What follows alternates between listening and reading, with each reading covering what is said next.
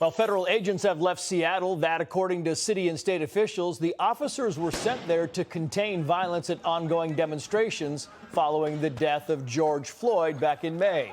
Mike Solan is here. He's the president of the Seattle Police Officers Guild. So the DHS agents have left Seattle. You have the mayor of Seattle and the governor. Welcome to you, by the way, Mike. We have the governor and kind of framing the issue as, well, we kind of pushed them out. But the truth is, according to a lot of officials, look, there was no threat to the federal buildings in Seattle anymore, so they left. Yeah, hey, Trace, thanks for having me on. You're absolutely correct. But the threat came from far-left progressive activists pushing a neo-Marxist agenda across our entire city. And unfortunately, the unreasonable activist class now has control of the elected officials in the fringe group of the Seattle City Council that are pushing their progressive ideology for defunding the police. That's why I need your viewership to help us at this time, because Seattle's policies are paving the way across the nation. I've said this before, that they will metastasize in every major urban area.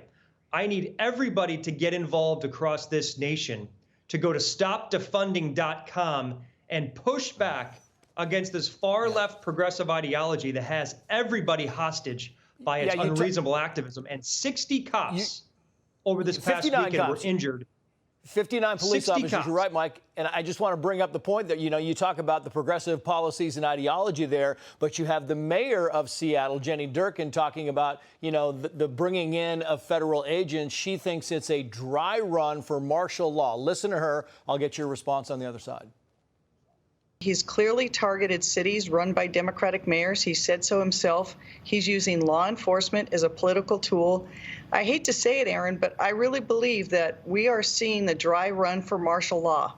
This is a president that is using law enforcement and federal forces for political purposes, and that should be chilling to every American.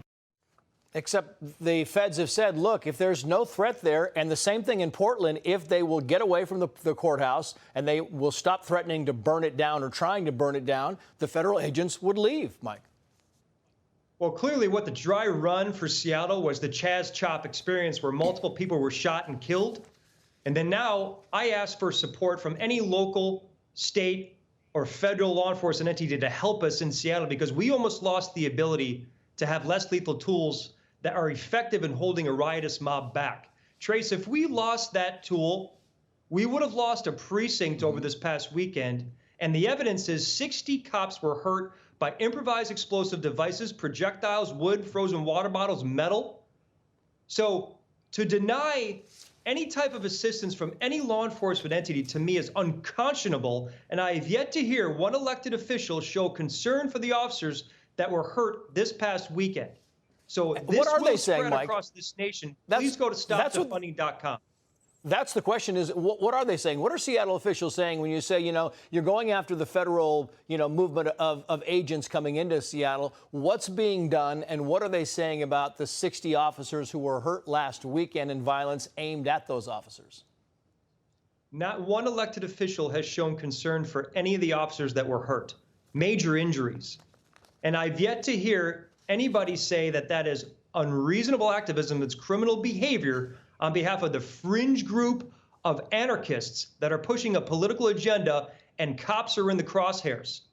Look, elected officials 2 months ago, the president of the Seattle City Council and the mayor are saying that the Seattle Police Department is the most progressive agency in this nation, that leads the way in training and de-escalation and policies. I find it ironic that the city council is now looking to defund us by 50%. That move will make Chaz Chop, the experience that it was, look like child's play when you have up to 800 officers that will lose their jobs. Because as you know, Trace, 50% of the budget is 85% salary. Seattle will be a lawless wasteland. Got your point, sir. We got to go. Mike Solan, thank you very much. Appreciate it.